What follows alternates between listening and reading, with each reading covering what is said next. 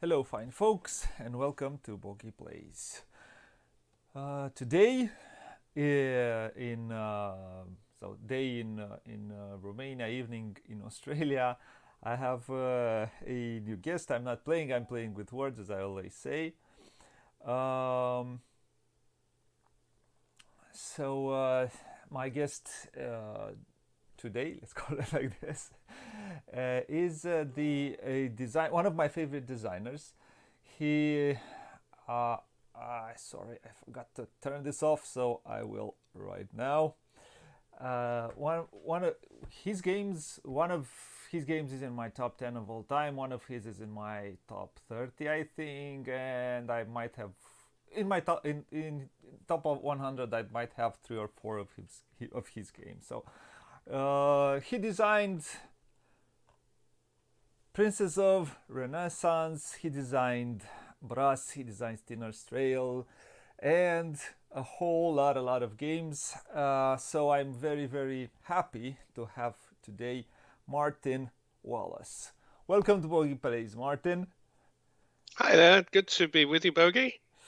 How are you, and how is the weather there in Australia? Life is good. Life is really good. The weather's lovely. Um, and yeah, things are going well. Because working on new projects, so things are going well on that. So yeah, I can't complain. Life is good. Life is good.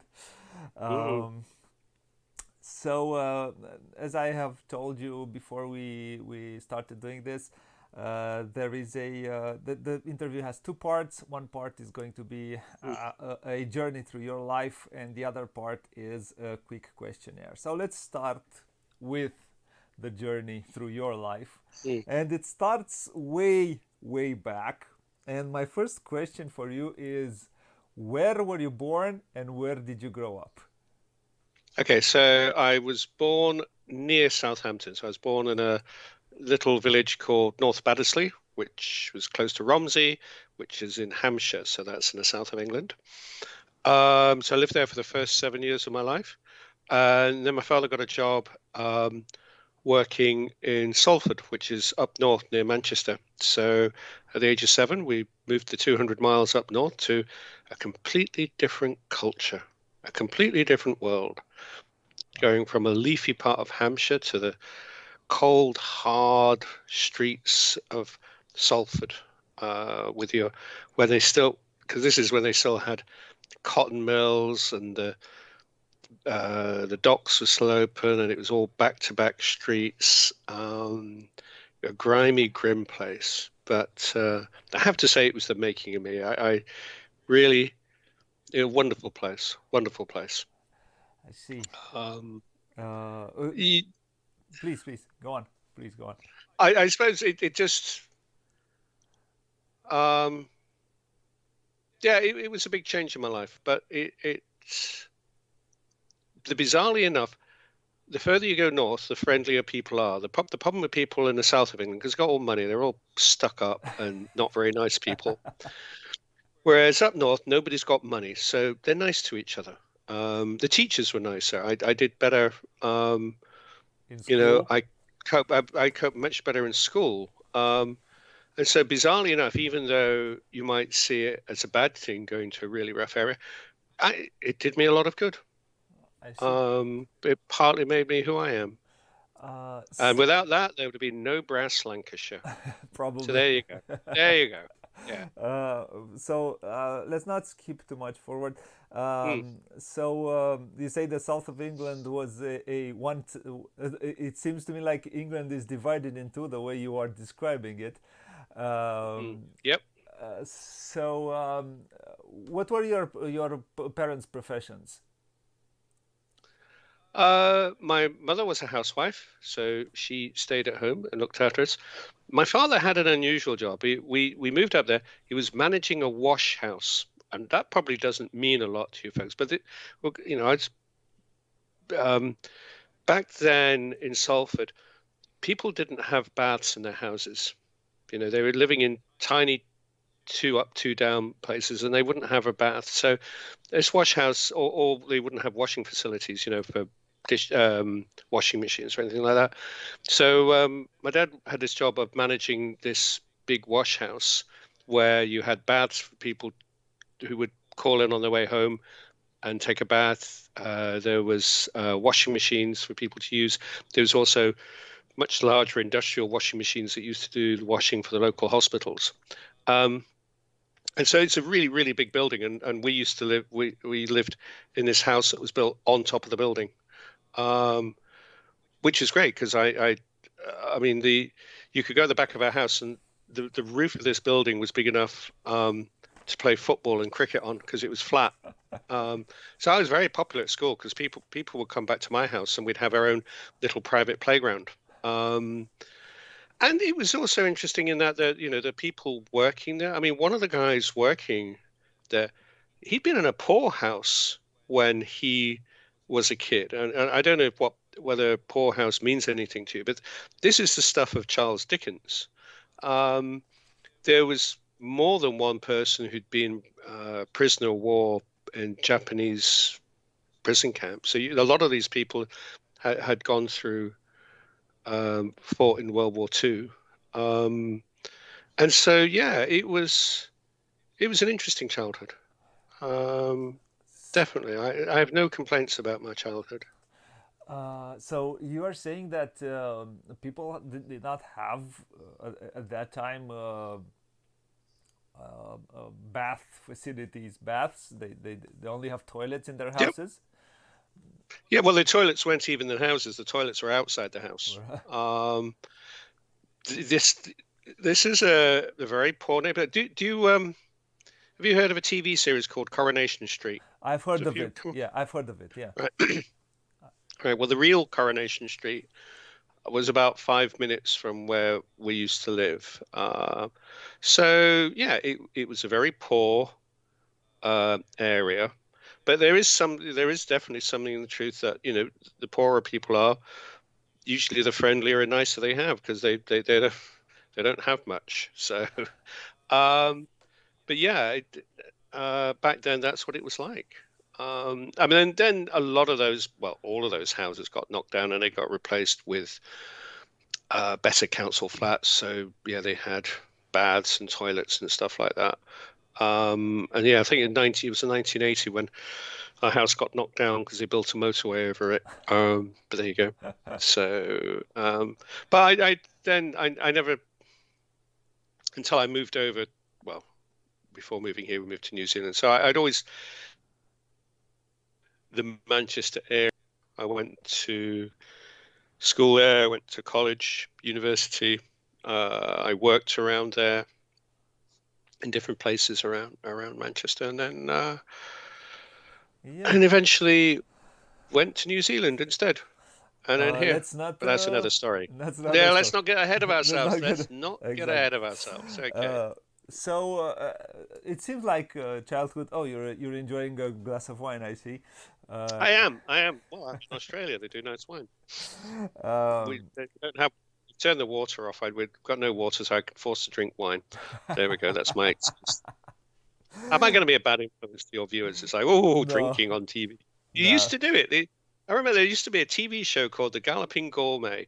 This is back in the 70s. So one of these TV chefs, and he would drink while cooking. And literally, he was completely pissed by the end of the show.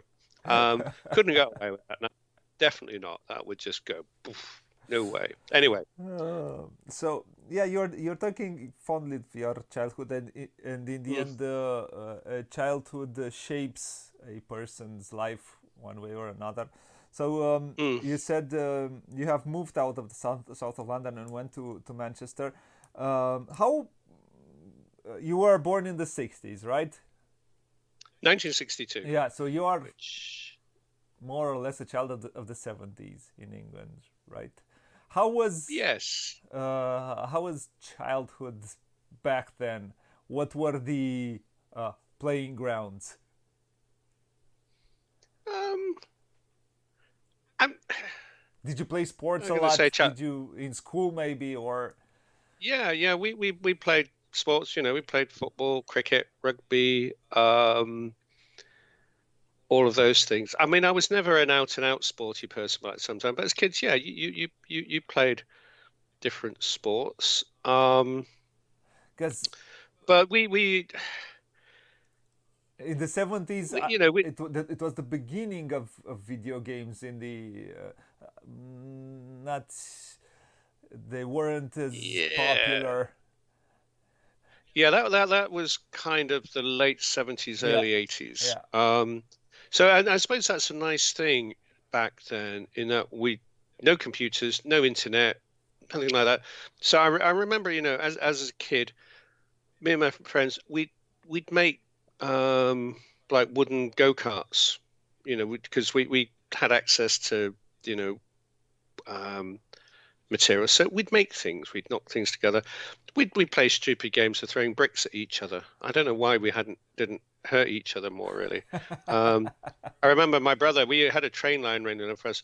My brother actually did get caught by the police because him and his mates had this game of throwing bricks at passing trains, but then they got caught by the police. And we'd break into when they were doing, I remember when they were doing doing a lot of building work, and we'd break into the building sites at night and take stuff and go climbing in sewers and stuff like before they were full. So we had the kind of life where you probably can't do it now because parents are way more careful, they're way more aware of where their children are. But I had one of those blissfully pleasant childhoods where you just got up to stuff and nobody bothered. Nobody really cared. And there wasn't that feeling that there was dangerous people around. And they probably were, Were, but yeah. it's just something you weren't aware of. So with hindsight, I think, I had uh, a very good childhood. And the thing is, my parents weren't rich, but nobody around where I lived was rich. And you only notice when you don't have things, when you notice what other people have got. Well, nobody had anything. So you didn't feel poor. You didn't feel um, worried about the clothes you wore or anything like that because everybody was in the same boat. I think it's only now, because of the internet, because of TV, you can compare your life easily with others and you realize how much you're missing out on. Who knows if you're really missing out. I Mm, can see yeah. clothes, something you are Mm, missing out. Um, but that's a whole other discussion. yes. What were your interests when you were a child in school? Um, I suppose the things that kind of which eventually led me to getting in games. I was very much into making plastic models, like the old Airfix kits. I used to enjoy that. So that meant I had an interest in military stuff, because you're building airplanes, tanks, ships, and whatnot. So So that I found history. interesting. Yes, yeah. And I didn't remember the school I went to.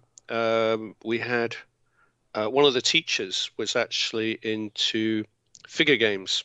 Um, and he started a games club at the school. So I think this is when I was like 13 or 14. You're in And me Manchester, and my, no? You've moved to Manchester this by was now. when I was Salford. Yes, I'd say technically it's Salford, which is next door to Manchester. So if you don't know where Salford is, there's a good chance you'll know where Manchester is because some people have heard of Manchester United and Yes. Manchester City. Yeah. So to all intents and purposes, it was Manchester. So yeah, and so so that introduced me to figure wargaming because through that then there's a friend of mine who were both into games and we started going to the local games club. So back then it was war games or figure games. There was no Euro games. There was nothing like that. But and then I started buying um, games. Have you ever heard of a company called SPI? Does that mean anything I've to heard a you? bit about it. Yes, and Yeah. somebody else talked about it also. Yep. Yeah. Simulations Publications Incorporated. And they used to advertise on one of the back of the modeling magazines I used to buy. They'd have a whole list of games that you could get on mail order. So the very first game that I bought was a game called Star Force, which was probably the worst game you could start with because it was horrendously complicated. It's like a space empire game. And that But they how old were you back then? that's when I was 14. 14. Yeah. And this game, when you did movement, you had to, because it was three-dimensional, you had to calculate your distances by working out the hypotenuse. So it's really good for trigonometry, really good for my education. I mean, you couldn't get away with that stuff now, but that was SPI. They did crazy games. I don't think any. So thinking about, I think some of the games probably never were actually played or play tested. They just put stuff out and yeah. Um, but yeah, so started SPI, um, So then got into Avalon Hill games, got into role playing when I got to sixth form college because mate wait, of mine there. don't do Oh, not is that another question? do not Racing ahead, racing ahead. Sorry, don't sorry. race, don't race. Stick to the schedule. Yes. So Okay. you discovered board games as they were or tabletop games. How are they called back then? Were they called board games? Yeah, I suppose it'd be called board games. Yeah. Yeah. Um, Um, you're rather young, but in the family, did you used to play? Did you have any siblings, or you're a lonely I had a child? brother. No, I had a brother 2 years younger than me, but we didn't. He had completely different sets of interests. The only games we played in the household is at Christmas we played Monopoly. Um, so yeah, I was the odd one. I think I was the geeky one. Um, So but and you discovered board games practically to that teacher you were talking about. That it was just a coincidence. It was out of luck.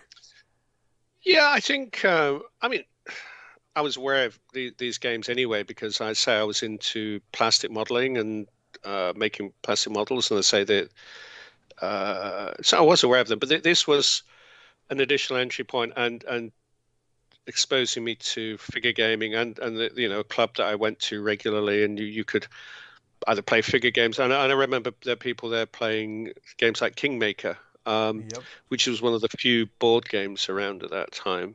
Um, Yeah, it has a new so edition.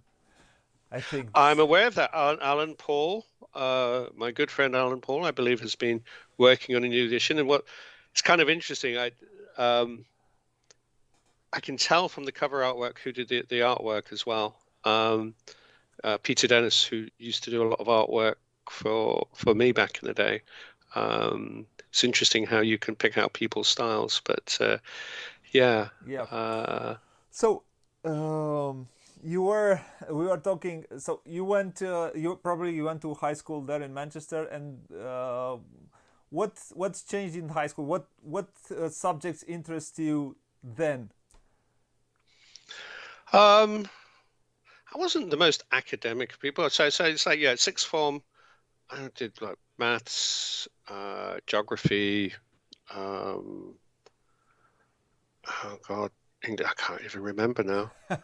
But but we, I the interesting thing was that we that's when I got into Dungeons and Dragons, and we managed to convince the school that Dungeons and Dragons was a useful educational Tool. um, yes, there was educational value to it because the school used to have Wednesday afternoon used to be choose your own activity thing, and it used to be kids would go play football, go walking, or something like that. They would do something within the school, but we managed to convince the school authorities that D&D was a, a useful activity, but we'd go back to my mate's house and play that. So basically, we just got half the day off. We go back to my mate's house and pick up fish and chips on the way and a can of Coke and then play Dungeons and Dragons. And yeah, it's it's interesting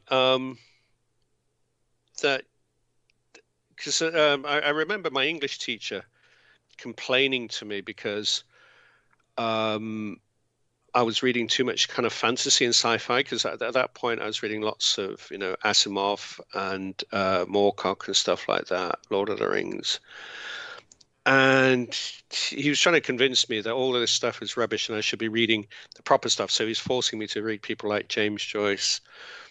And I kind of find the amusing thing now is reading all of that rubbish sci-fi and fantasy stuff then is actually really useful later on in life because the world we live in now actually prizes those things.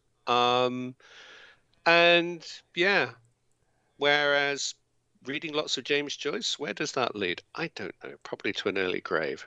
Um, so yeah, It depends on. but anyway, I don't want to race ahead. So It yeah. it depends on what kind of a person you are. I am Mm, not a fan of sci-fi, for example. mm, I'm still a big fan of Dostoevsky, and his philosophy is well hidden, uh, or not necessarily hidden if you are mm, able to see it in his characters. Um, mm. I do think that the dilemma of crime and punishment is a dilemma for any time, even if it's not a sci-fi. Uh, Mm. but going back to my questions is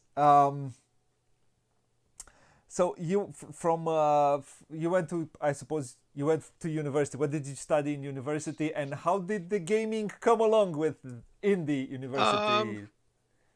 well, I had a few. Uh, I say I didn't get terribly good A levels, so I started a course in computer programming because that was a becoming thing then, and I really struggled with the course. It wasn't very well taught. Um, but I had a I started a Saturday job because Games Workshop had just opened up their first shop outside of London. So the second shop they opened was in Manchester, and I managed to get a Saturday job working there, which is great because this is when Games Workshop did everything. They weren't as they are now, where it's just Warhammer. They had every game you could think of. And what did you work there? What did you do? As I was just a shop assistant, I just a see. sales assistant, Okay. working behind the counter. And then I wasn't enjoying the course I was on, and then um, the shop I was working at, they moved to a bigger shop and they needed more staff, so I went full time um, with them. So I dropped out of college, went full time working for Games Workshop again, just as a minion, the lowest of the low. Not terribly good wages, just working behind the till. But again, a very important part of my gaming education because it gave me the opportunity to study lots of games because you've got all of these games on on the shelves, and a lot of the time you'd be there, not a lot going on, so I'd learn these different games. Both war games and sports games and so on. And the guy, the manager, they brought a manager in, John Merry from another game shop, and we decided to share a flat together. And so it was like gaming nirvana, two guys, lots of games, no significant others, no kids or anything. So it'd be like, Plenty of after time. work, go home, plenty of time, and we could play these big games and play lots of different things. So, and I think that was definitely an important, looking back, was a formative period because very often, when you're designing a game or when you're talking to other game designers, it's useful to have a knowledge of what's been done before so that Yep. you don't end up repeating yourself. Because I think there's a lot of people coming into games now, they don't have that. They don't have any experience of these older games. They don't have that long view. They don't, um, they all they their knowledge is basically what we have now, recent stuff. Whereas, yeah, I mean, I you know, used to play Advanced Squad Leader and some of these big war games. I also, you know, uh, we used to play a bit of Blood Bowl. We used to play sports games like the Pay Dirt. Um, so all sorts of things. But also going back to your thing about video games, that's also because I remember the shop back then, they used to sell the Atari cartridges. So it was also my first experience of video games. And then because I'd done a little, some stuff on computer programming, but I dabbled with writing. I actually wrote a computer war game on the Spectrum, ZX Spectrum, which probably means nothing to you, but it's one of these first cheap computers that you could get in the UK. It had a whole 16K of memory. Can you imagine Oh. such a thing? Having 16K to write a game in, you can't even write an email in that now. In today's time, Um, yeah, yeah. yeah, but yeah, because then I left there after got bored, left, moved on, got a job working in a local council. We then, because we're doing this, I've been renting video game. We then got involved with some of the guys who were doing video games, and that went okay for a while. And then I went back to college because I figured, no, I need a proper education. But rather than going to computers, that's when I went back and I did history. So yeah, that was back when I was 25. So yeah, I took a few years out. I was kind of drifting, I suppose you could say, but it was interesting. Different things I learned. Uh, did so what did you finish in the end? What was your finishing studies? What was your diploma? It, Let's call it like this. it's yeah, it was a degree in what's called humanities. In humanities, you can choose sub options. So I did history and economic, I see. social history. I see. Uh, I so see. it wasn't it's not the best degree in the world. Not didn't go to Oxford or Cambridge. It was it's Manchester Polytechnic. It was a local university, but it's I mean the key thing I got from that was it taught me to read really boring books, which is good for research. It's just like, yeah, just Yeah. keep going through this. And also at the end of it, it's like, I know I enjoyed it. I had a really good time. And then it's like, well, what do you do with a history degree? It's like, oh, God, the only thing I can do is teach. And I had no intention of ever becoming a teacher. But it's like, oh, that's the only thing I can do with it. So I trained as a teacher. Um, and the problem with being a history teacher is that you have to move around the country to get a job, and I didn't want to do that. So then I transferred into primary school teaching, so because there's a lot more work around locally. And but a lot of that time when I was teaching, I was doing what was called substitute teaching, supply teaching, where Yeah. you're covering people who are ill or just yeah, Doing something uh, else. yeah, Just which doing something else. which which was great because that it was at that point, this is probably racing ahead. It was that point that I got into game design, and being a supply teacher meant I had the freedom to take time off if I needed to go to game events I see. like Essen. I So, see. but that's probably racing ahead Yep. to answer one of your other questions. So I apologize for that. But Don't. yeah. So, of course, uh, did you back in the 80s also there was in Germany it started the Mm, slowly the Euro games were mm. starting to come out. uh, Yep. when did you start, let's call them modern board games or Euro games, or Euro Mm, games to who went to modern board games and transformed in a way how people see board gaming, mm. uh, because yeah, war games were longer affairs, long games. Even today, Yep. war games are a category of is a war gaming Mm. is a category in itself. Um, when did you start playing? Let's call them Euro games or German games, German style games. Where did you So discover them? it's the guy who I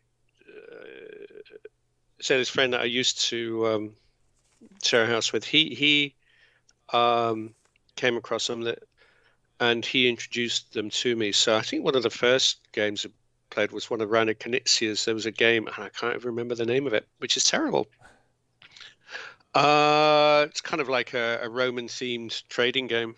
Um, But yes, my friend, he's subscribed to a magazine called Sumo. I don't know. Have you heard of Sumo? No, I haven't. No. Okay.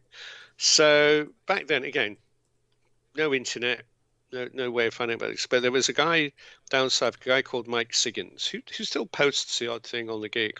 Um, and he put out it's every 2 months he put out this magazine which was reviews of these Euro games. And he'd go over to Essen and play these games, and he had his ways of getting these games because back then it's a case of you could it was A, get the game, and then B, get a translation of the rules because nobody was doing English language rules. All the rules were in German, and you didn't have Google Translate or anything like that. And so yeah, I got to physically play some of these games because my friend got some of them.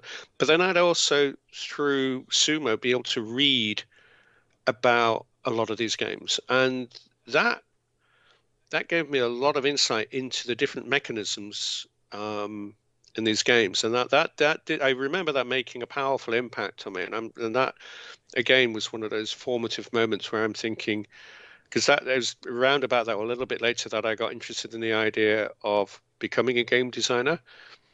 And it seemed to me that it would be good to kind of go down this road of combining the elegance of the modern board game with the historical characteristics of the old school war games, or what's called Ameritrash now. Ameritrash, yeah. Yeah, and a lot of my games do fall in the area where they deal with historical themes, but they try and use Euro style mechanics. And that all came from that period of growing up with war games, but then being exposed at a relatively early age when they first started making their way over to England, being exposed to these modern board games. And you were you transform. You are a player. You are practically, as I can see it, you enjoyed playing games, all types of games. Uh, Mm. so what made you think you could design a game? I have no idea, not a clue. Because I remember when I was back at school, my game mate, he used to design games. And I mean, looking back, they were simple games. They were kind of like chess variants and stuff like that. But it used to amaze me that he could come up with these ideas. So I remember back then the idea of being able to design a game just seemed like, oh no, that's just such a difficult thing to do. But I don't know, it's just like a light went on in my head. It's like, no, I'd like to give it a go. And I'd also there's a guy through Sumo. There was this guy called Charles Vasey who designed a game, and he apparently sold quite a lot of this game mail order. I'm thinking, well, there might also be some money there. Um, so, because you know what it's like with game designers, they assume they're going to design this world-beating game, and then they're going to sell millions of them, and then Nothing happens. live a life of luxury. Yeah. Yeah, yeah. But I don't know. I just started knocking around ideas and actually physically putting stuff down on paper. It took me a long time. It took me a couple of years before I had anything that was actually any good, was actually playable. But it would have been in 1990 when I actively started designing board games. There, So there must have been something inside you who told you you can do it. You can do this. You can do this. yeah, there must have been because I just don't I just don't know why I decided to do it. Except And there and might it say and it partly this reason that because I had no idea if I'd be any good at it. yeah, and it Um, wasn't even cool back then to be a game designer. mm, I mean, yeah, it was not the industry was not, even now it's not huge, but then even it was way. certainly in the UK, it was yeah, there was nothing. I mean, back then, the only people, I mean, Alan Moon was working. He worked for a while at Avalon Hill as a full-time game designer. Um, and he would have been one of the few game designers that was actively employed. Uh, So yeah, there's no jobs there. There's no career path. There was no educational course as such. You learn by doing. And but yeah, so I started in 1990. 1992, I joined my local games club because I moved. I was living with my then partner. We just started a family, so that's when young kids, that kind of gets in the way of stuff. Yeah, Um, and yeah, I joined this local games because I drifted away from gaming for a while when I was at university, and then got back into it, say around about 1990. And that's when I thought, yeah, I'd like to, have a crack at game design, and made some friends at the local games club, and I had something that I thought was publishable, which was the first game I ever published, which was Lords of Creation. I see. And this is probably going on to one of your next questions, isn't it? So you can stop me if you want and ask the question, and I'll just carry on talking, or shall I just carry on talking? No, no, no. You can carry on talking. Yeah. I'll Um, interrupt you if I need. If I feel yeah. that need. Yeah. Yeah. So or we, this is a friend of mine then, we did this game. We basically printed off 50 copies off of my partner had because of her work, she worked for a newspaper, so she had access to Apple Macintosh and a printer, which is high tech then. So we kind of printed this thing off, self-published, put it in a Ziploc bag, advertised it in Sumo, and we got a good review in Sumo, and we sold all of those games. And it was weird. That was when I first really became aware of the German market, because I'd suddenly got all of these orders from people in Germany. Um, it's not the easiest thing in the world taking orders from Germany, because obviously we don't have a modern banking system where it's easy to transfer funds between places. As you know, there's no PayPal or Wise or anything like that. And but that's when I became more aware of the German market, and thinking, yeah, there's a lot of people who want my games in Germany. And so we decided to ramp up and do reprint the game, but use a local printer, and we did a print run of about 500 copies. And um, that's when I thought, oh, we need to get these games to Essen. We need to get them there somehow. And so there's this guy I knew who designed Railway Rivals, David G. Watts. And I phoned him up and said, because he used to go to Essen. And I said, look, I've got this game. If I give you some, can you take them to Essen and sell them for me?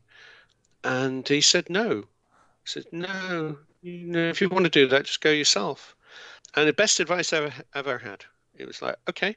So me and my mates, I think it was 1994 by then 1994, me and my two friends, Tim and Simon from the Games Club, we went over to Essen in a van with these games. And yeah, that was a major, major moment in my life. Uh, Um, because that introduced me to the wider world of board games. And was Essen big even back then? oh yeah, yeah. It certainly, coming from the UK where there was tiny little games conventions, it was still very big. I mean, obviously it's bigger now, but it was big enough. There was a lot of stuff there, Um, and yeah, but not as commercialized. I must admit, I do miss those days. See, back then, you the booths you had to wallpaper them yourself. You had to put white wallpaper up, and we always forgot the wallpaper paste. So we'd always have to. It's like, oh damn, we forgot the wallpaper paste. And Richard Breeze was the guy who did Kingdom yeah, and yeah, yeah. Aladdin's I Dragon know who's. and stuff like that. He was started going to SNA. And we'd always go and uh, beg some wallpaper paste off him. So that's how I got to know Richard. Um, and it was all very low tech. It's nothing like what it's compared to now, where you've got to have carpets and lighting and whatnot. But they were good days. They were good. Met so many people there over the years, both people who became friends, people who work in the business. Yep. You know, it's difficult to have a career in games without going to Essen Yep. and you have to go repeatedly. And until COVID, I'd been every year since 1994. So I only missed 2 years because of COVID. I see. Well, you said I'm gonna do this. I'm gonna try Mm, this. Probably you're gonna go forward with. Um, as you said, probably you being at the somehow in the beginning of creating these mm, modern games, it was more about trial and error. mm. How many designs did you shelf until you had your big breakthrough? Oh, I don't know. There must have been about 5 or 6 games that I designed that I just never did anything with. I lose count. I mean, I've chucked so much stuff away over the years, and it's a necessary part of the process. And it's something, when I'm talking to aspiring game designers, it's like you should not be afraid of bidding stuff. Sometimes you just have to stop, bin something, move on, and it's not necessarily a negative thing because you learn from that anyway. Yep. And I do remember there was one game that I was working on trying to do a race game, and it just really wasn't working. The whole thing was not hanging together. But there was one mechanism in it which was, I thought that in itself could be useful. And that actually became my first published game by a German company. It's published by Goldsieber. There's a game called Unschuss. And basically, the mechanism was where you're bidding cards and the idea, and you're to win points, but you don't want to come second. So you either go out early or you try and come out top, but you don't want to be second. And that's the concept. That was the idea. And that got published in 1998. And you see, once you get published by another company, it suddenly becomes a lot easier to talk to other companies because then you're part of the establishment. If you're just self-publishing, anybody, in theory, anybody can self-publish.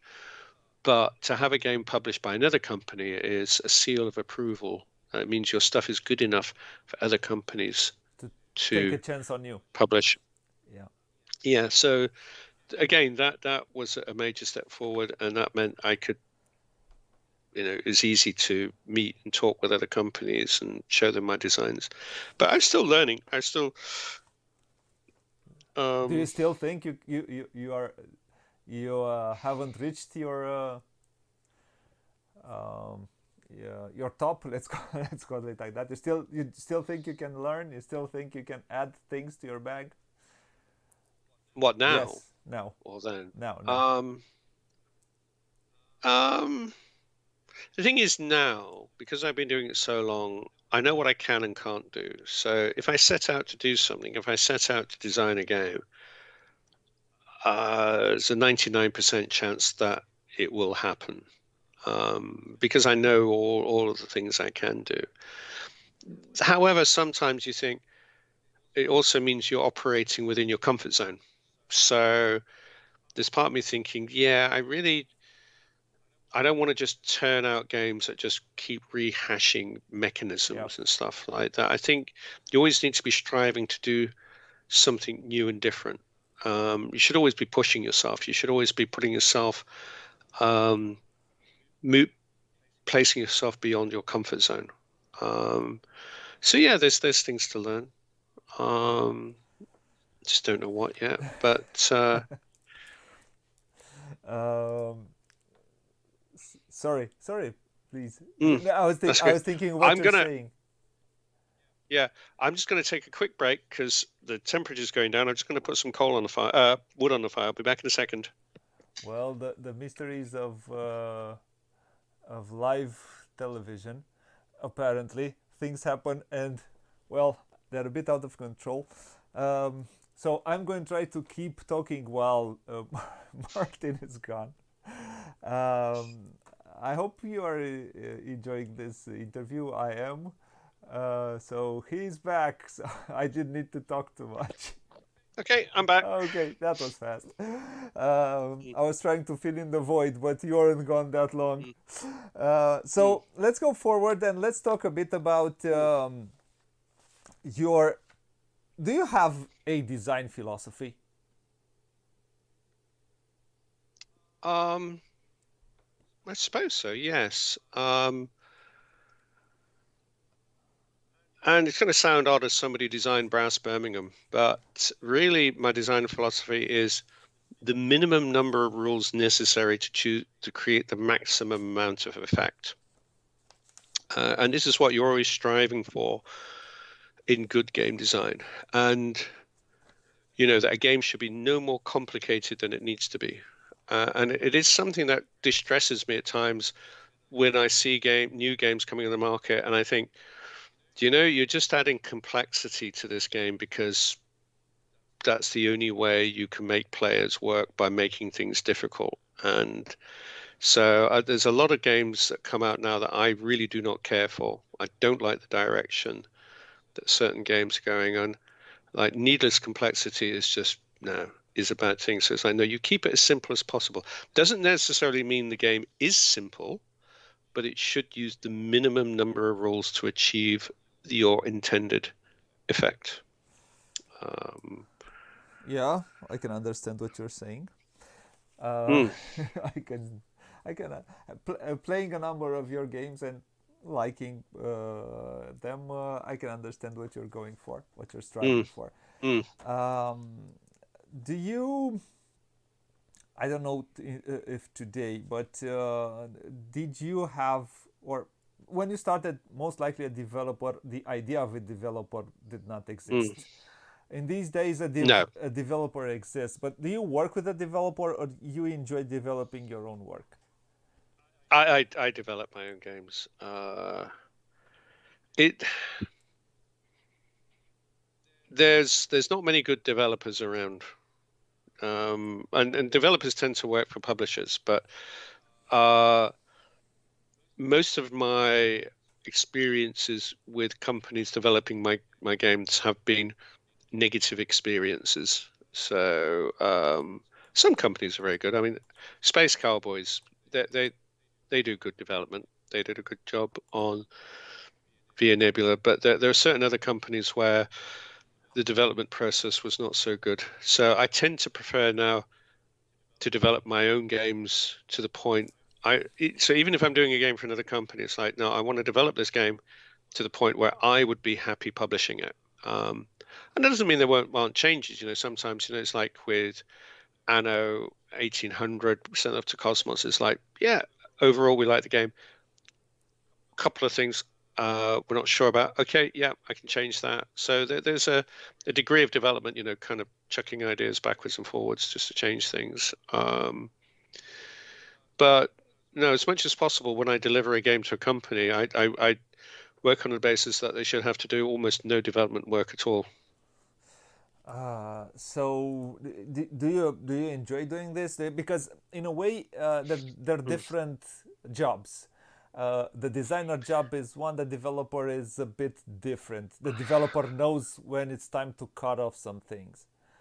Are you that Uh, strict? Are you that good of an editor? You think in order to do that?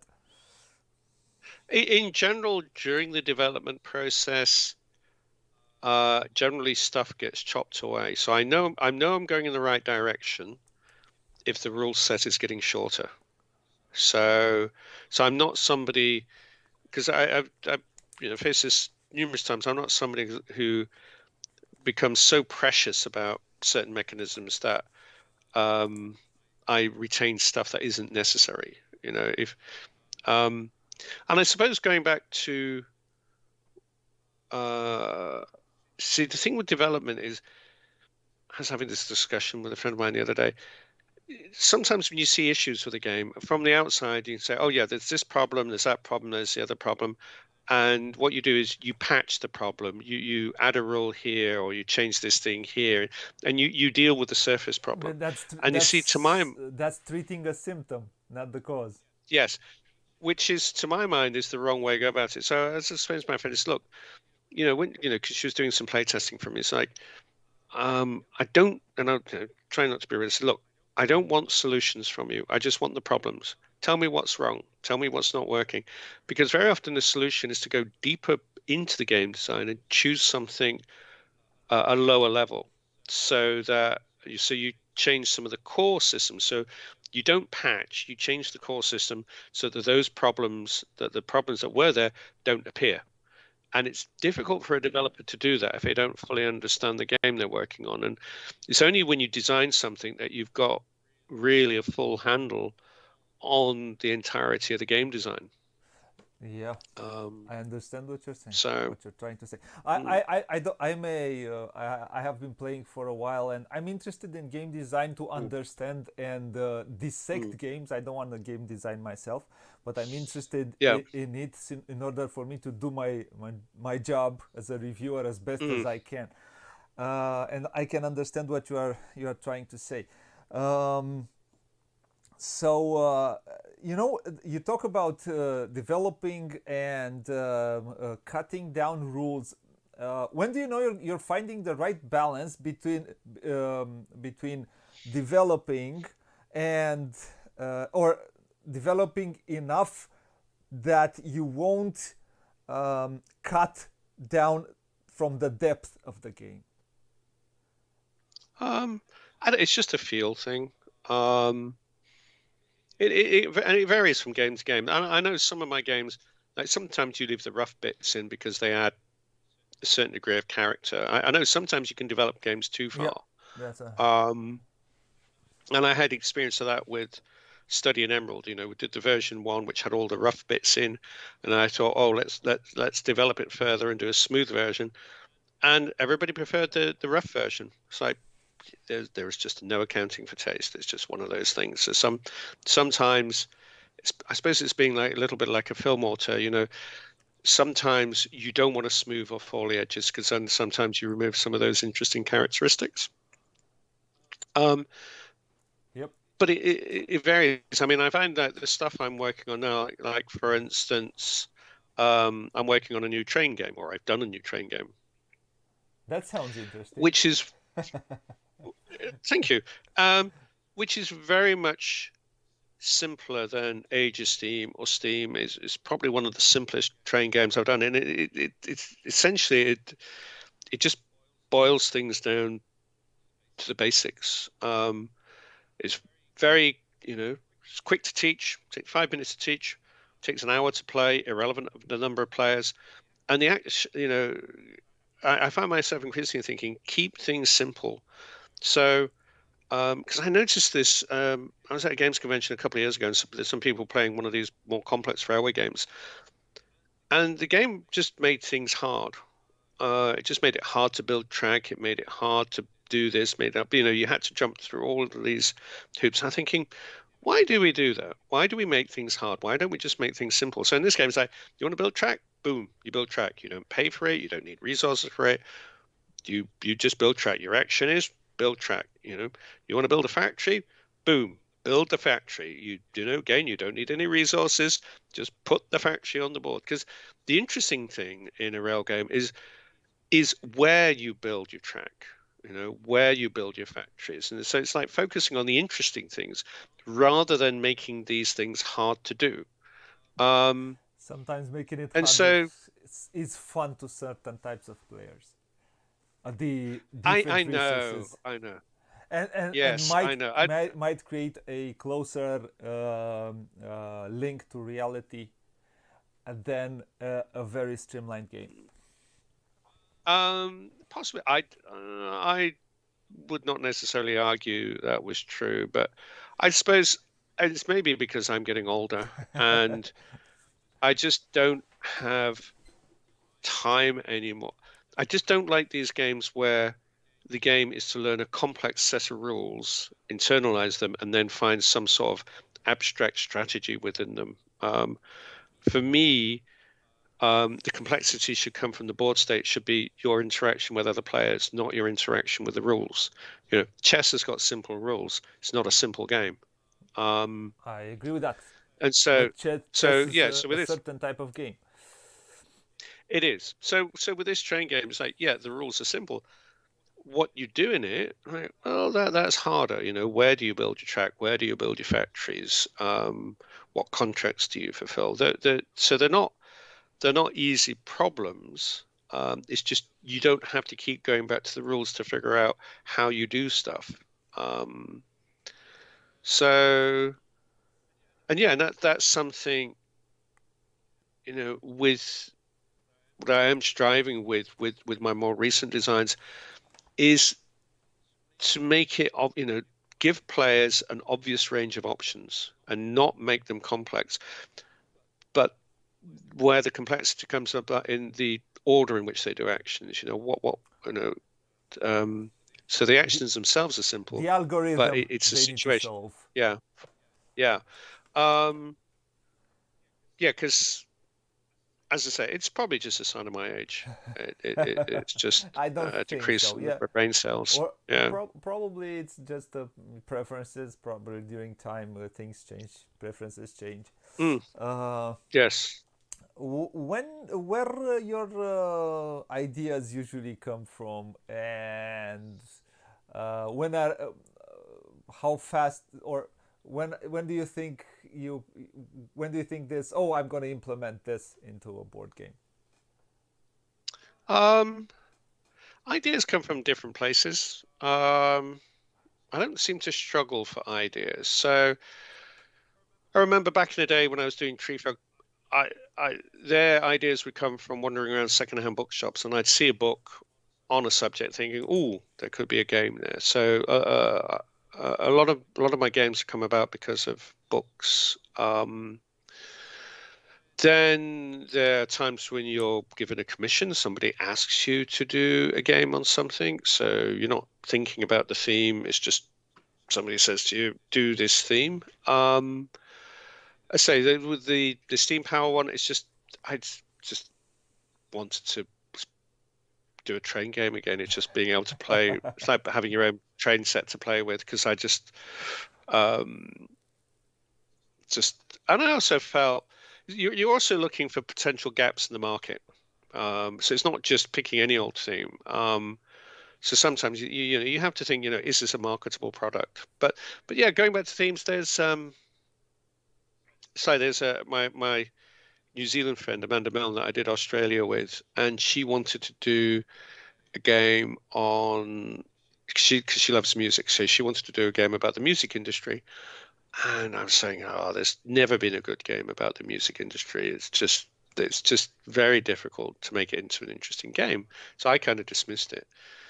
But then I thought, what about a fantasy music game? So I thought, what about music mixed with Dungeons and Dragons? That could be fun. Do a spoof game.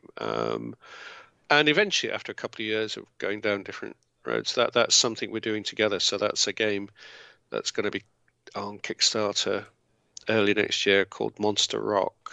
Um, and yeah, it's a different theme. But that when you're talking about theme, and this is again something I try to impress on aspiring game designers, it's not enough just to pick a theme. You also have to understand your theme. So it's like with the Monster Rock. When I first came up with the idea, I just did this generic fantasy rock game, and it was okay. It sort of worked, but it wasn't great. And then it just kind of gathered dust for a while. And I thought, no, I need to go back and look at this. But I thought, right, let's do the reading because I'm always telling people, if you're going to do a thing, you need to be clear about what story you want to tell. So do the reading. And so I went off and I read a whole load of books about different bands, about the period, so reading about the Beatles, the Rolling Stones, Led Zeppelin, various American bands, just reading as much Yeah, as I yeah, could. yeah. Um, and the thing that then struck me was like, because obviously a lot of these bands came from the 1960s, it struck me that the background then was one of potential revolution, where there was a lot of student activity, there was a lot of unrest, and the authorities were genuinely worried that there was going to be a revolution of some kind. So, people like, Jimi Hendrix, they were the top, he was a number one on the list of people to lock up. The FBI had him as their number one person to lock up In in case of a when the revolution came. Yeah, because he was seen as a potential leader of this group. Now I'm thinking, now there's the game. So because normally if you're doing a rock music game, it's about, yeah, you're in a band and you want to make your band better. And it's like, that's just a bit boring. So in this, yes, you want to make your band better, but but the groups you play to, the audience you play to, they become your followers, and then you use them to take down the man. You use them to storm the walls and capture the palace and do all of this revolutionary stuff. Anarchy. And that adds another dimension to the game. So it's not just about music, it's about the transformative power of music. And that only came about because I did the reading. So reading, crucial to game design. I think there's a lot of game designers. I don't think they read stuff. They do a theme and they just work off what they sort of know about that theme, and they don't do any research. And it's missing a trick, Yeah. because very often doing research leads you to finding ways doing that different from the norm, and also coming up with mechanisms that you might not necessarily have come up with before. Yep, that's right. Uh, I have Ben Maddox here on chat, and he tells us Mm. that he cannot believe that I've got that reprobable Wallace on your channel, or reprobate. Yeah. Cheers, Ben. Yeah, there we go. And See you in Essen, he mate. didn't know you could read. So let's move forward. Yeah. Well, you do you still play games these days? Yeah. I go. There's quite a lot. There's quite a lot of gaming that goes on in locality. So I go to my local games club there's one in Brisbane, the League of Extraordinary Gamers. So I go there. That's like every 2 weeks. There's a close one I went to yesterday on the Sunshine Coast University. I had some friends up because my wife's away at the moment, so um, I had some friends up come last weekend. We did some gaming, although that was more work related. It was Cassie, my business manager, came up, so we were doing some work on the Fighting Fantasy game. I see. And then I got some friends coming up this weekend to do some gaming. I'm introducing, because I joined the local book club, and I've kind of suggested maybe we should try some games as well. So I'm going up to meeting up some people Thursday evening to play some simple games. So you play. So yeah, I do plenty of gaming. What kind of a player are you these days?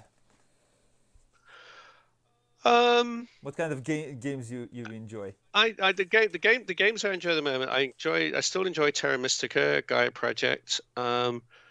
And bizarrely enough, I'm really enjoying Dune Imperium. I don't know why, but I really like that.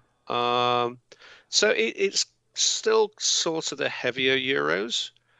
And I do try out other new games. I try out these different games that are on the hotness on BGG. And some of them are okay. Some of them I just think I don't understand. It's like Ark Nova, for instance. I'm not, lots of people rave about it. I was bored because I think I like more interaction in my games. I'm not a big fan of this. Yeah, we're all just going to do our own thing and just be the most efficient at converting resources into victory points. That's that's for me is not good game design. But obviously there's certain people who enjoy that. And they're like, well, there you go. Yeah. Well, if you play two-player games, I think these are the best types of games for a two-player experience. Yes. If you want more players, then you won't need to play a game like that. You would need to play a game like you say, which needs interaction. That's why we play a four-player game, because we want that interaction there. We don't want to do our own thing. Yeah.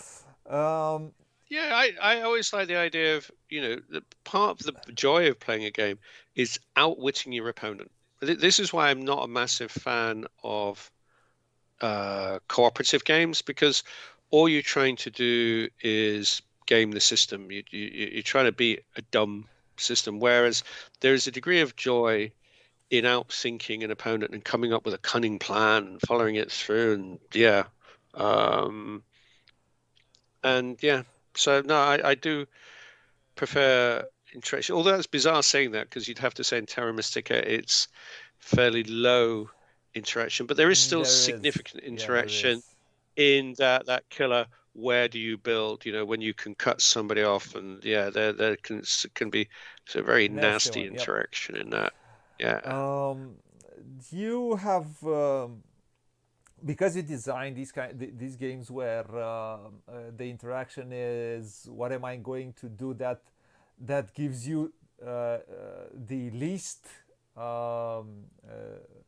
so how what can I do best for myself that doesn't create really good options for you when we talk about Mm. brass, for example, or when we talk about automobile.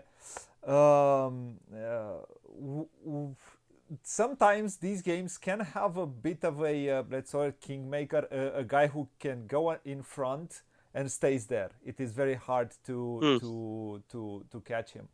Um, Mm. there is that saying. It's from the guys at Splotter.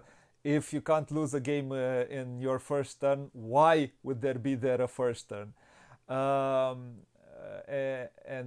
yeah, uh, do you do you like games where, or do you design games with catch-up mechanisms, or whoever is the smartest, that's the smartest, who Um, played best? yeah, it depends on the game. There's some games where uh, some games it's easier to put catch-up mechanism than others. You don't want to artificially add Yep. a catch-up Yeah, yeah. mechanism as such. It's got to fit with the game. And yeah, there are some games which don't have that. But what you're trying to do is create a situation where there are short-term and long-term strategies, so that there are different routes to go down. So that, yes, somebody could have a short-term strategy and make that work for them and rack up points quickly, or you got the person who, you know, moves at a slower pace, but then can catch up later in the game. And ideally, that's the situation you're trying to create.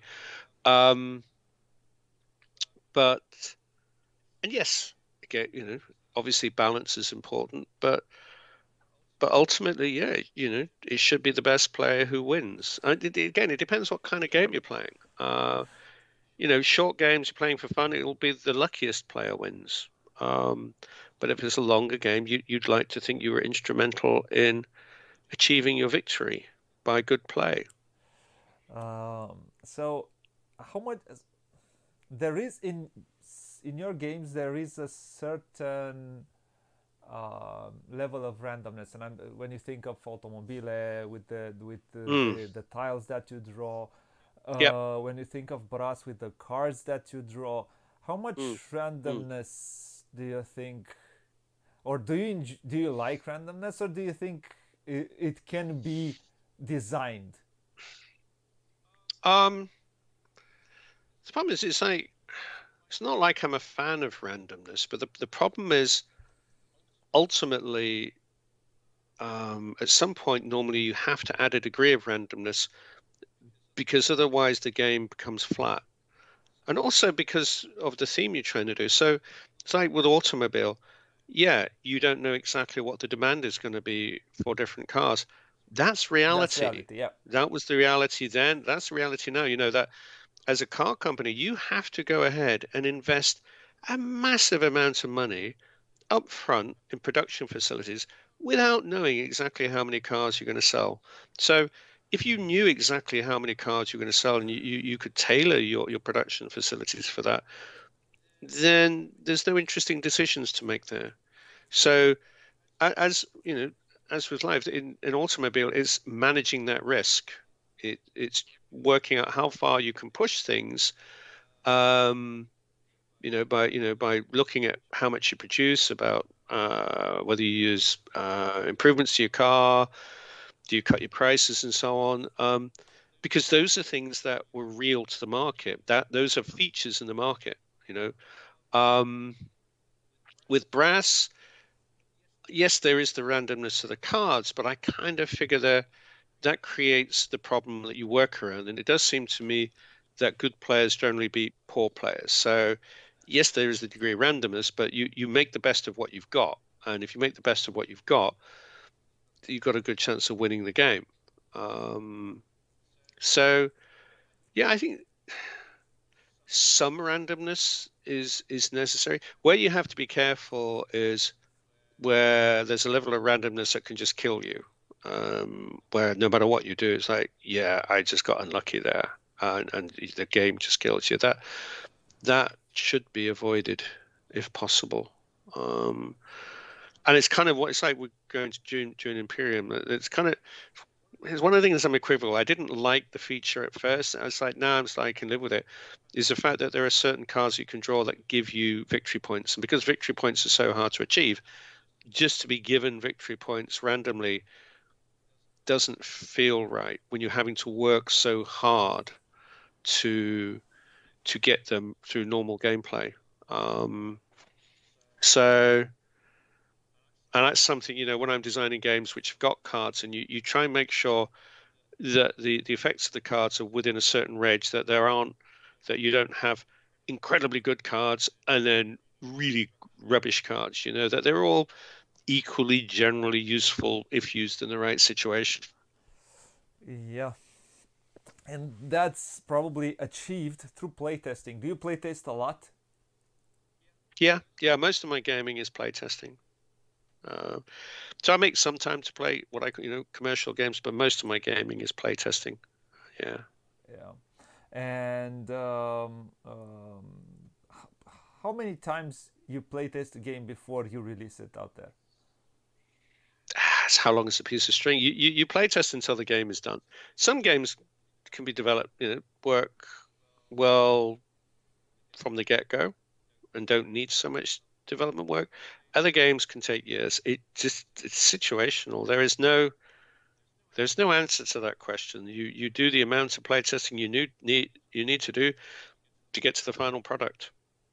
I mean, generally, when I do a game, because I've been doing this so long, it's like Anno 1800. Anno 1800, the very first time we played it was 90% of the finished game.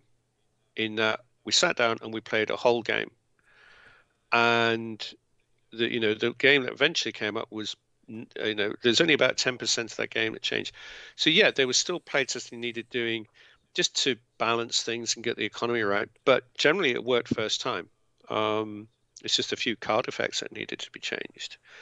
Um, so, and I find, with experience, when you've got a lot of experience, you can get there a lot A lot quicker quicker, yeah. because you know what works and what doesn't work. Yeah. So it's like there was a game we played for the first time this weekend. I'm doing it for another company, so I can't tell you the team. And the game worked. We got all the way through the game, and that's unusual. Usually with uh, people who design a game, the first version of the game you abandon halfway through because it's not working. But we got all the way through the game. Um, was the game good enough? No. But I'm now working on the new version. It's like the new version will probably be about 95% there. So that's only the second playtest. And I should have something which is close to being publishable. But that's also partly because the game is using mechanisms that I'm familiar with, that I'm comfortable with, where I know the issues. It's not a game that's pushing any envelopes or anything like that. It's kind of a game well within my capabilities. I see. Yeah. And could you ask me a very, very complicated question? What is fun to you? What is fun to Yeah. me? Are we talking about games or in life in general? Games, yeah, in Because games. I don't Games. want to get explicit No, or no, no, anything. no. Uh, I don't want to get myself in trouble and say, well, what's fun? Hey, yeah. Um, I think in a game, I think games are fun. I think when there are memorable situations, when there's a moment in the game where something weird happens or where it's a tense situation, the games that um, games should be, you should be playing with your friends, and games should be about creating entertainment and laughter and tension. And if they're not doing that, then it's like, well, what's the point? Um, So it's like going back to Dune Imperium. I was teaching it to a group of people at the weekend, and sometimes you have those really intense games where every one of us and the penultimate turn, we're all 1 point away from victory. So there was no runaway leader or anything like that. We're all there jostling for position, and it was really intense and good fun. And I think that's one of the reasons why I enjoy that game, because you have to really work for your victory. You have to really think hard and focus. Um, So you like the grind. so You like the grind of getting there. in a way, yes. Well, there's clear decision points. There's clear direction you go in. The rules are relatively simple. I say I'm not a fan of overly complex games where it's not easy to see the consequences of your actions, because then, because they might not be terribly intuitive. Um, but other games to say, like, again, Terra Mystica again is another game I like, because you have a lot of control of your own destiny. In that, it's up to you how you use your resources, directions you go, how you develop. And then there's this interesting problem about how you can get the stuff you need, what can be converted to other stuff. Do you move up this track to get the thing you need, or there's different levers you can pull to get where you want to go to. Um, so yeah, I'm not into these kind of big adventure games. So I don't do Gloomhaven or Midara or any of these things. They're not my cup of tea. I don't have the time for those things anyway. Don't do legacy games because I don't have the time. Um, I so see. yeah. Um, what is your Hmm. most played game? Oh, you mean the games that I've Yeah. played? Oh, uh, I don't know. I don't know. I don't. See, I don't keep a record of how many times I play games. Approximately. It's a thing of, you know. You know, again, you got this issue. It's like, there's simple games like Bluff, for instance, the dice game. I use that a lot. If I'm introducing a group to board games, I use Bluff as a way of teaching them about what Euro games can do. So that gets played a lot. I play Terra Mystica a lot. I play Dune Imperium a lot. I'm just looking up my collection. So those yeah, those are probably the games I play the most. Um, What is and yeah. what is your favorite one out of all of those? Favorite. Well, I say at the moment, I say I'm really enjoying Dune Imperium. So I'd have to say, at the moment, that's my favorite until I get burnt out on it. So, I think it has expansion yeah. content. I think it has expansion content. I play with the first expansion. I tried the second expansion and I hated it. So I only play with the first I expansion. see. Second expansion, I thought it was terrible. It was an expansion too far. Um, and do you have a favorite designer? Um, I think of all the designers out there, the one, if you're talking about most influential, I think for me the most influential one would be Francis Tresham, I see. The inventor of and it's 18XX. 18xx and Civilization, and it's not because it's not because I play games a lot. I played one 18xx game in my life. I've only ever played Civilization once.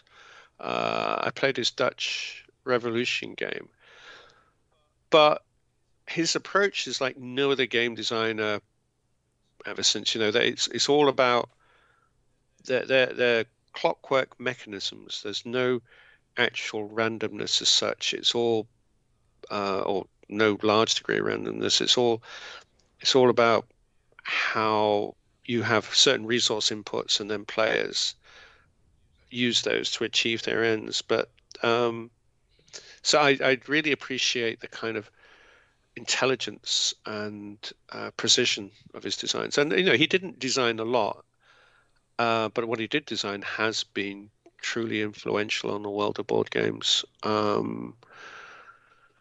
But yeah, I don't.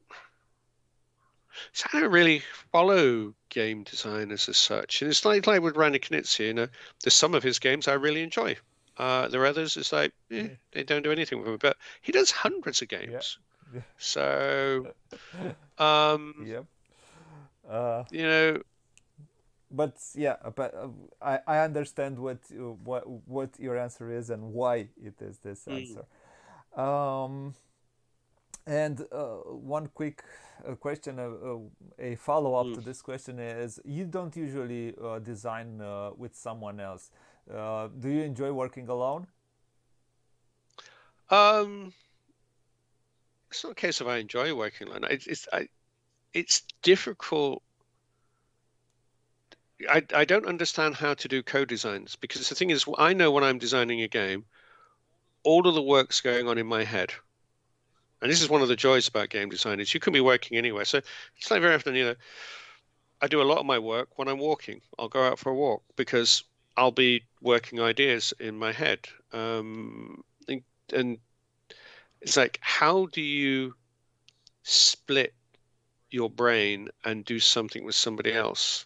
How does it become a 50-50 thing?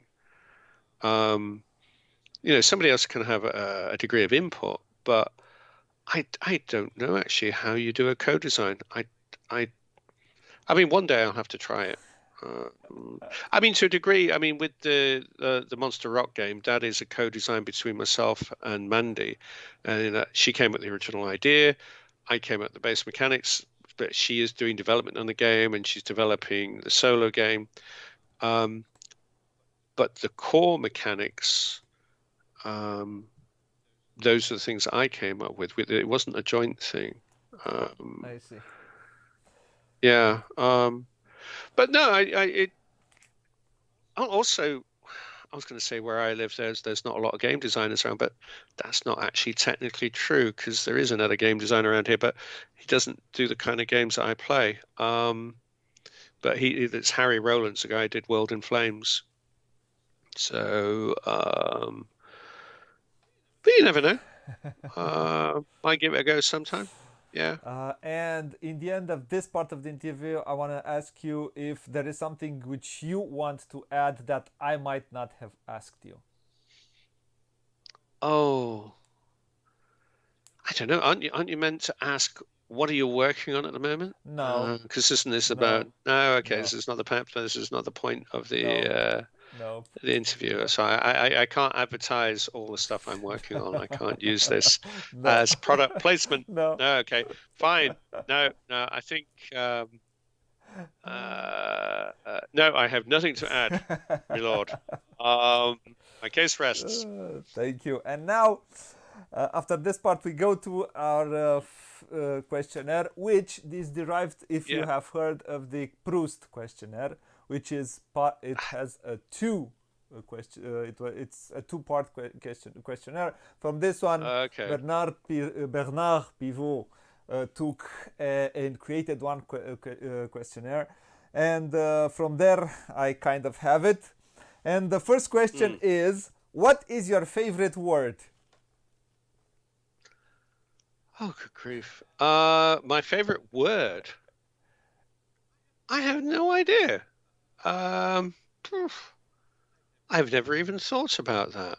Um, I don't know, prevaricate, because I'm good at it. There we go. Favorite word.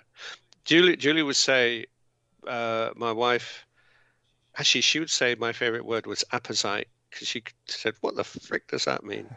Because when she first met me, she called me the four P's. So I was pompous, pretentious, um, and then the other final one was prick. Um, yeah. I see. So, what was it again? So I remember she got confused when I used the word apposite, Episode. which is just a fancy way of saying appropriate. But there's this apposite. Yeah, I yeah. see. There we go. And, There we go. So it's not necessarily my favorite word, but I know it annoyed her when I use it because she's like, "What does that word mean?" Um, yeah. Anyway, what is your least favorite word? oh, whew. I suppose no. That, No's not very nice, that's especially when you're asking for money or you want to do something like no. That would be except it's not all negative. Sometimes no can be a positive in the long term. yeah, But yeah. Um, yeah. but I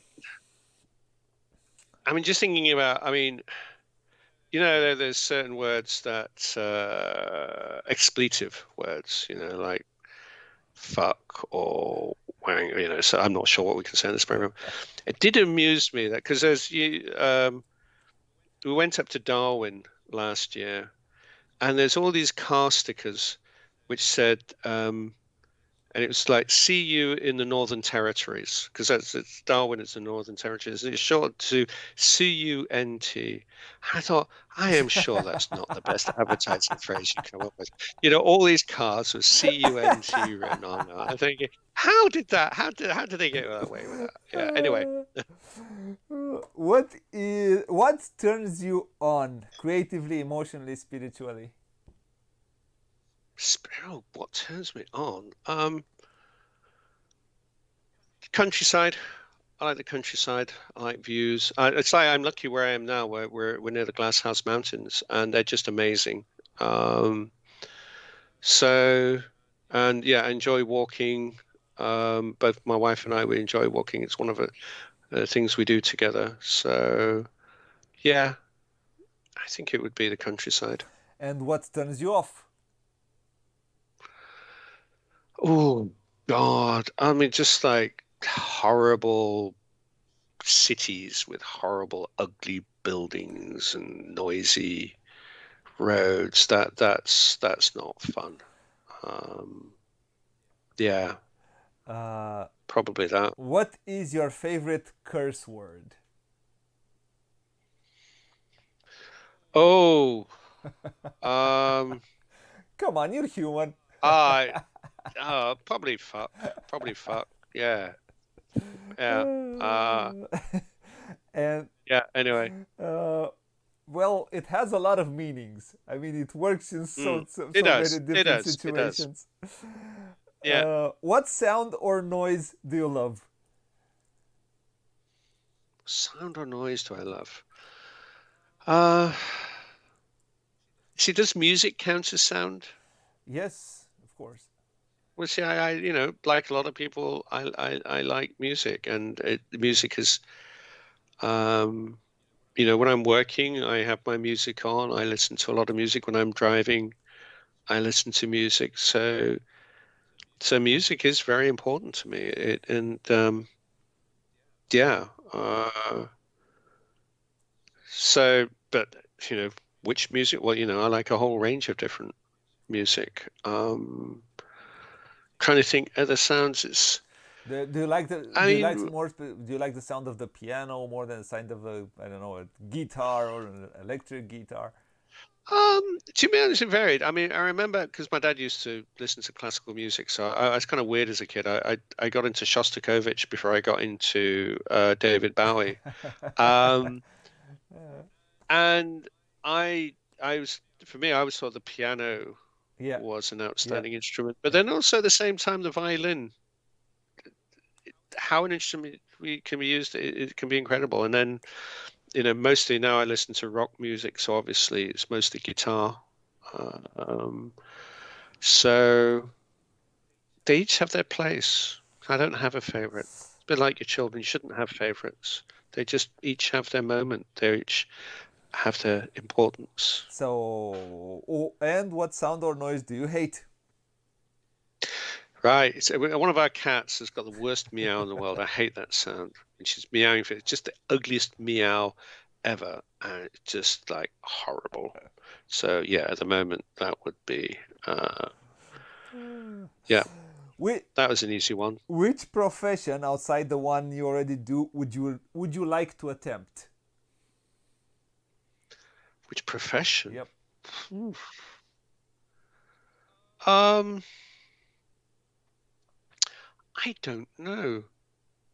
Because it's like I wouldn't want to be a doctor because it's so stressful. I've done teaching and I know how stressful that is. I I like having a stress-free life.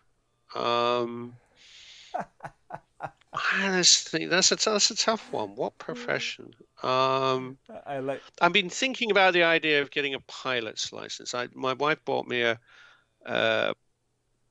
flying lesson last year. So, and I don't know if that counts as a profession, but I figured as a hobby, something else to do that's non-gaming. I thought if I make enough money this year, then I might learn to fly. There you go. That's the best answer you're going to get from me. I like how you said it. I like a stress-free life. I will talk to Yeah. another 100 game designers and Mm. probably 99% of them will say that being a designer is a stressful life. No, it's as stressful as you allow it to be. Yes, you have the uncertainty of how, of income. You've no idea how much money you're going to Yeah, earn in a year, and that yes, that can lead to stress. But you know how there's different types of stress. There's the stress of doing a job where it's the same thing every day, and you have no control over your own over destiny. your Yeah, circumstances. yeah. Whereas being a game designer is creative stress in that, yeah, I've been You in revel in that the way you well, you find yeah. solutions. Game design is problem solving. It's like how it's just solving a series of problems. And if there are financial issues, it's like, well, you go and solve them. And yeah, I've had really tough times in the past, but I've always found a solution. So I've got to the point where nothing really stresses me because yeah, one way or another, I'll get through and I'll solve the problem and everything will be fine. Yeah. Uh, Mm, what profession, mm, what you outside you already do, you would not like mm. to attempt? You would completely not like to attempt, even with a gun Um, oh God. in your face. Which profession? I don't know. Probably an accountant. And I know that's going to upset some people, but just the idea of just doing, and I know I sit at a desk a lot and I do sit at a computer a lot, but just the idea of just being sat at a desk and just going through paperwork all of the time like that would just, yeah, kill me. That'd be, yeah, shoot me now. And my last question to you, Mm, sir, is if this might be a big if for a lot of people. mm. Heaven exists. What you would you expect God to say to you when you arrive at the pearly gates? So you're presuming that I'm religious. I'm not presuming anything. Yeah. I'm just asking a question. So what would God say to me when I got to the pearly gates? I don't know. He'd probably say, "Look, I really don't understand the Birkenhead rule, mate. I don't know what you were thinking there. Like, sorry, God. Yeah, probably that. I see. Um, Thank you, sir, for doing this. Thank you for Mm, taking the time and doing this interview. I had a lot of fun talking to you today. I hope you had mm. fun. I hope you had you. No, it's good. It's good. It's different sets of questions. Yeah, not the normal Uh, ones. So yeah, that was interesting. Yeah. I will close off the interview. I would kindly ask you Mm, to not close the connection. yeah. We will finish Yeah. afterwards. Okay, no problem. Okay. Thank you. Anyway, yep. Cheers. Thanks for the chat and goodbye to all anybody who happens to be watching. Bye, Ben. I want to say thank you a lot. Thank you, Radu, the king of bonds. He always takes bonds in railways of the world, as many bonds as he can take. Yeah, thank you for coming here.